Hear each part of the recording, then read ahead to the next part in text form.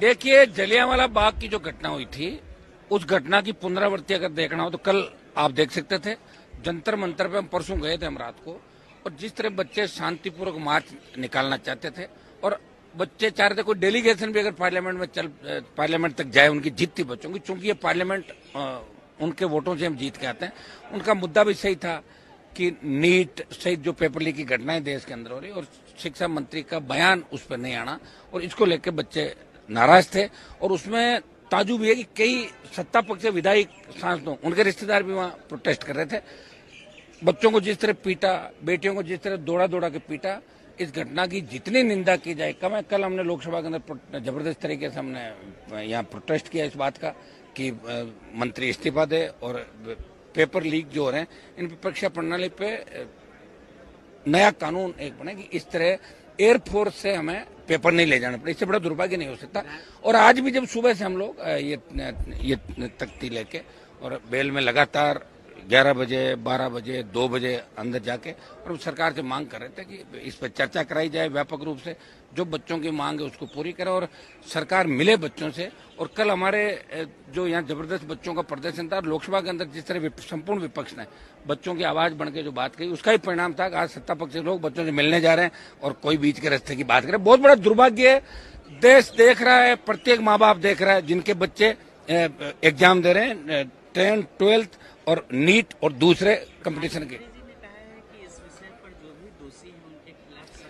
कहते ही हैं, वो करते क्या है, कहना अलग होता है, करना तो सामूहिक जिम्मेदारी जरूरत नहीं है। एक बार धर्मेंद्र प्रधान को हटा दो तो दूसरी सारी जो जहां नीचे के स्तर पे हुए पूरी सरकार इस्तीफा दे दे। तो ये हमारी मांग है। प्रधानमंत्री जी को अब देश के लोगों ने जान लिया, वो इनकी किसी बात पे भरोसा नहीं करते। आजकल टेलीविजन में जैसे ही मोदी जी दिखते हैं, बच्चे कह रहे हैं मोदी आ गया, टीवी बंद करो। ये हालत होगी प्रधानमंत्री जी की देश की। मुख्य जो मुद्दा जो पॉलिटिकल पार्टियां थी तमाम, उनके ज्यादातर फ्लोर लीडर ने लोकतंत्र की हत्या देश के अंदर हो रही, इस बात को लेके, और जिस तरह पेपर लीक की घटनाएं देश में हो रही है, जिस तरह जबरन आप जो लोग आंदोलन कर रहे हैं उनकी आवाज को दबाया जा रहा है, इस बात को लेकर प्रमुखता से मुद्दे उठाए। हमने भी बेरोजगारी, किसान, अग्निवीर, ये तमाम मुद्दे उठाए।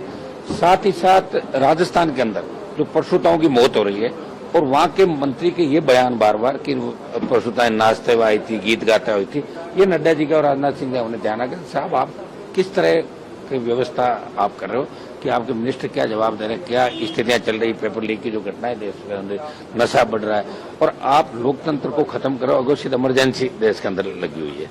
इंदिरा गांधी के समय तो एक इमरजेंसी थी, ये अघोषित इमरजेंसी है।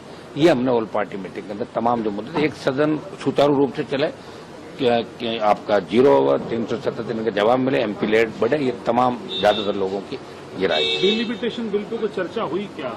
कुछ नहीं, किसी ने बात भी नहीं रखी। तो वुमेन रिजर्वेशन और दोनों की कोई बात इसके अंदर हमारे सामने थोड़ा लेट आया था, आधा घंटे बाद, लेकिन उसके बाद भी लगातार हम बैठे रहे, कोई चर्चा इसके अंदर नहीं हुई। और वो अगर चर्चा होती है बाद में आती है तो उसका स्टैंड हमारा एक बार आने के बाद ही बताएंगे कि बिल आ रहा है कि नहीं आ रहा।